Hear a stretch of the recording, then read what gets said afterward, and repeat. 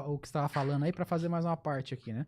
Você estava falando que, de acordo com o que você explicou pra gente, né? Que tudo que não é psicose praticamente é definido como neurose. É um negócio assim, um pouco subjetivo, né? Uhum. E aproveitando que você mencionou isso, lendo aquele livro que eu indiquei pra vocês aqui, que eu recomendo mais uma vez, o autor ele tem uma parte aqui do livro, né? Um capítulo, que ele faz uma análise se a psicanálise pode ser considerada ciência ou não. E aí ele traz alguns outros autores, né? As visões que eles tinham acerca da psicanálise, né? E entre eles ele cita, por exemplo, o Popper, cita o Piaget, né? E ele fala, e uma das coisas que eu percebi que é meio que geral assim dos críticos da psicanálise é que eles falam, por exemplo, Popper falava assim, que tinha predições vagas e pretende explicar tudo, né? Mesma coisa, até o Piaget criticava, falava que ele explica tudo pela criança. Classificava também como reducionista. Então parece que isso é uma constante. Todos os críticos da psicanálise falam isso, né?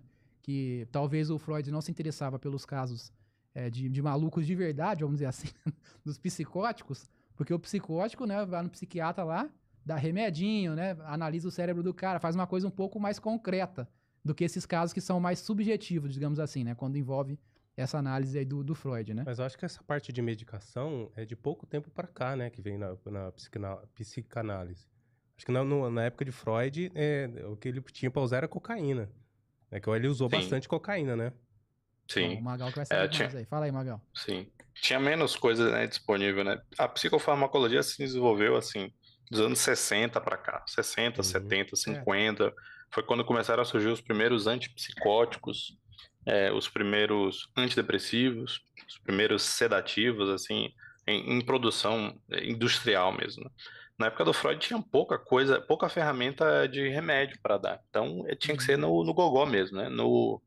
Na terapia feita, né, dita e feita, com palavras e pensamentos. Essa era a forma dele de tratar as pessoas. Hoje temos outros recursos, né? Tem remédio, né, que é um pilar da terapia. Eu sempre costumo dizer para o paciente que é como se fosse, assim, manter a saúde mental de pé, é como se fosse você colocar tripés para apoiar aquilo, sabe? Uhum. Então, a terapia é um tripé, o remédio é um outro tripé. Tudo isso vai ajudando a manter aquilo de pé, funcionando, né? Se a gente tem um recurso, a gente usa, né? Tem gente que o recurso funciona melhor, tem gente que não funciona muito bem, tem gente que, enfim, é tudo uma soma de várias coisas, mas o remédio sozinho nem sempre vai resolver tudo, a terapia sozinha também nem sempre vai resolver tudo, tem coisas que a terapia não consegue acessar, né? A gente estava falando da psicose, né? A própria loucura é muito difícil você tratar isso aí tem que ser remédio mesmo, né? Não vai, a terapia é de difícil acesso, né? É, o, Complementando a questão da neurose, né, o Freud denominava que o mecanismo central da neurose é o que ele chama de recalque. Né, isso é um tema muito usado e muito explorado, né, nos últimos 100 anos, talvez. Né, que esse é o que uma das ferramentas que o Freud usava para diferenciar a psicose de uma neurose, por exemplo, ou de uma perversão. O neurótico é um recalcado, assim, crônico, e é um recalcador, né? É um sujeito que pega material da consciência e joga, né, no inconsciente forçosamente, de uma forma tirânica mesmo, e que escapa ao controle dele. O psicótico não tem acesso a esse tipo de recurso. Então, existe uma espécie de livre trânsito entre o inconsciente e o consciente no psicótico, sabe? O Freud chegou a dizer que a psicose é o inconsciente a céu aberto, né?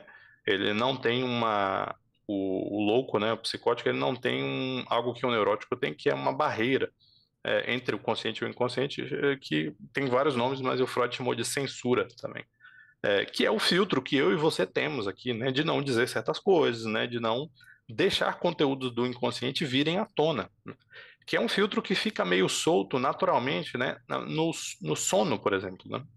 Se você quer saber mais ou menos como é a experiência de ser doido sendo normal, se você não é doido, loucura para quem pode, viu, pessoal? Não é para Uhum. é para só se a pessoa já tiver uma predisposição a ser doido, né? Você não pode. Se você é normal, você não vai conseguir ficar doido. Assim, nem que você queira. Você tem que ser doido mesmo, né? Enfim, tem que ser para poder ser. Mas se você quiser, sendo normal, ter a experiência do que é ser louco, lembre dos seus sonhos, né? O sonho é um tipo de psicose, como vou dizer, momentânea, assim. A experiência do sonho é um tipo de loucura, porque é um momento em que o consciente e o inconsciente fica meio frouxo o limite entre eles, né? As coisas transitam de forma muito fácil. A hipnose E também poderia se a encaixar hipnose nisso? também. Sim, exatamente. A hipnose, tanto que hipnose, né, significa análogo ao sono, né? E esse hipnos vem de sono, que é o deus grego do sono. A hipnose, a loucura, algumas substâncias induzem estados psicóticos momentâneos, né?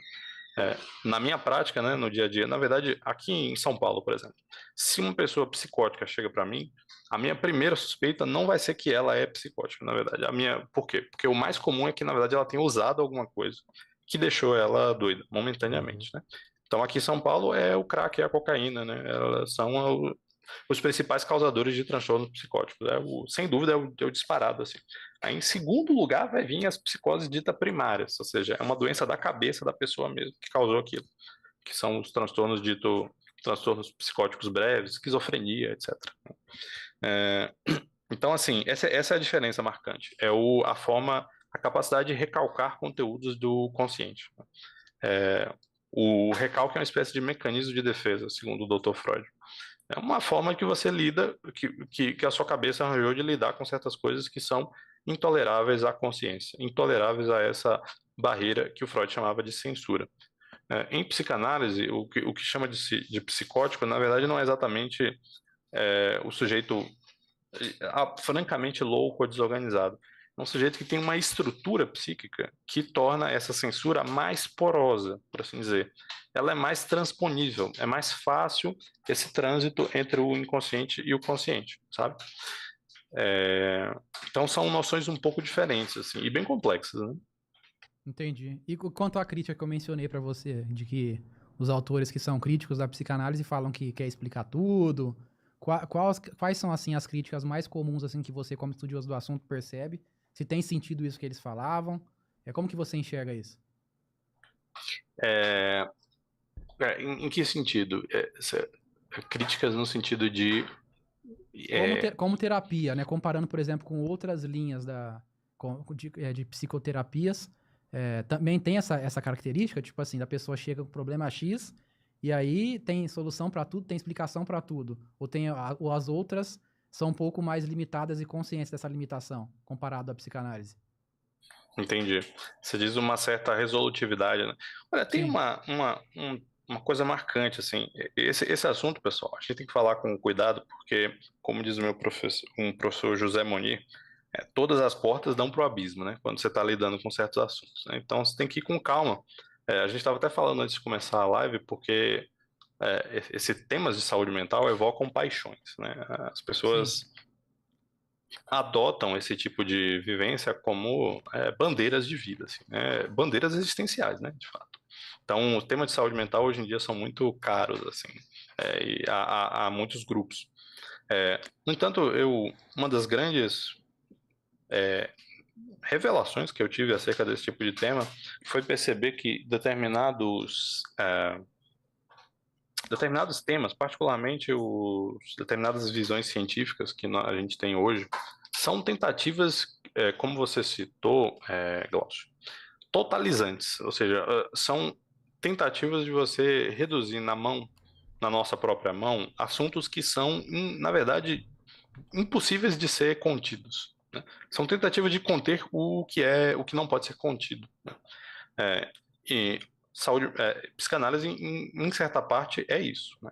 É uma tentativa de você reduzir e propor respostas a assuntos que, em última análise, são insolúveis, né? São temas que não dá para você fechar e encerrar na sua própria mão, né?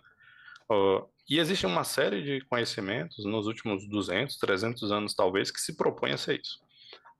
Uma série de construções teóricas que se propõem a ser totalizantes e responder todo tipo de pergunta. Você vai ver um monte, né? Um monte de construções. Sim. Os ditos estruturalismos, os ditos pós-estruturalismos, algumas teorias políticas, algumas. Vocês estão me Pode ouvindo? falar que estamos ouvindo. Eles estão Opa, ajeitando ali o negócio do layout. beleza. algumas teorias, assim, de questões, enfim, de identidade, questões de gênero. Tem uma série de noções que nós temos hoje que se propõem a responder tudo, na verdade, né? Uhum. O Matheus costuma dizer, né, Matheus Tiburcio, costuma dizer que essas são tentativas gnoides, assim. Foi um termo que eu cunhei aqui agora, né? Semelhante a tentativas gnósticas, né?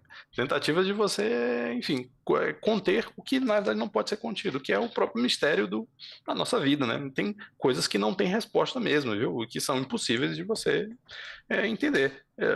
A psicanálise tem um flerte com isso, no sentido de que o sujeito está tentando estudar um objeto que ele mesmo sabe que não pode ser estudado, que é o inconsciente, né? Veja, se a coisa não pode ser trazida à consciência, a ferramenta que eu uso para estudá-la, que é a minha consciência, não consegue abarcá-la. E, no entanto, nós temos a pretensão de que nós vamos conseguir responder o assunto, né? Nós vamos conseguir desvendar os grotões de um assunto que não tem fim, na verdade, né? Esse poço não chega, né? Não tem fundo. Não importa quanta luz a gente jogue, a definição do assunto é que ele não pode ser iluminado, né, pela luz da consciência, de certa forma. Então, sim, né, sem dúvida, existe aí uma certa pretensão humana que é muito natural, na verdade.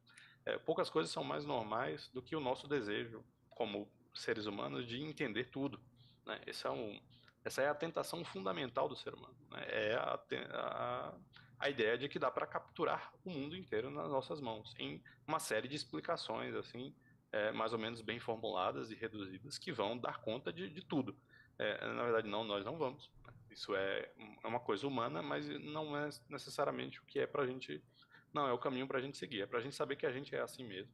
Nós somos meio totalizantes e vamos tentar reduzir o mistério a uma série de respostas, mas sempre sabendo que certos locais não dá para chegar, né? Dito isso, eu acho que a psicanálise chega em alguns lugares, sim. Eu acho que ele chegou, o Freud jogou luz em certas coisas que não, da forma como ele articulou, não haviam sido iluminadas antes.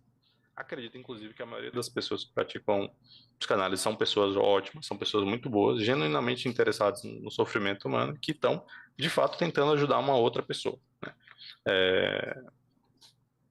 Só não podemos cair nesse tipo de cadafalso, né? De acreditar que dá para responder tudo com um conjunto de pensamentos de um cara que viveu no final do século XIX, assim, né? Não vamos entender todo o psiquismo humano. Sim, entendo. Inclusive, quero dizer, tá, que eu falei sobre o uso da cocaína, tá, sem pensamento anacrônico sobre isso, que na época ela era assim, uma novidade e ele estudou bastante essa questão da cocaína. Não que ele era um cheirador, tá, gente? Sim. Não pensa dessa Não maneira, só ele, né? No caso, Sim. outras pessoas. Sim. Ele não... O próprio Freud identificou que chegou a um ponto que ele estava usando, naquela época era consumido de forma diferente, né? Sim. Eles ingeriam não aspirando, né? Era de outras formas. Mas o Freud usou muito mesmo esses estimulantes. Chegou a um ponto que ele mesmo reconheceu que aquilo era deletério, né? Uhum. Cocaína era usado na época dele como anestésico também. Como eles usavam em cirurgia, por exemplo, né? Para você poder... Foi um dos primeiros agentes de anestesia local, né, descobertos. E aí, bom, era uma ferramenta, vamos usar, né? O Freud pensou. Ele chegou a empregar para alguns pacientes, mas ele logo percebeu os problemas, né, que aquilo trazia.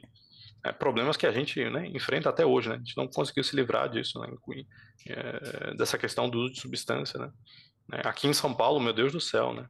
Meu Deus, né? O problema do crack, por exemplo, né, que é um psicoestimulante, parece às vezes insolúvel, né? De fato. Uhum. Mas realmente, ele não tinha essa noção, né, naquela época do tamanho que a coisa ia virar. Então, foi uma ferramenta que ele usou uma época, não deu certo e ele abandonou, né? Inclusive. É isso aí. Certo.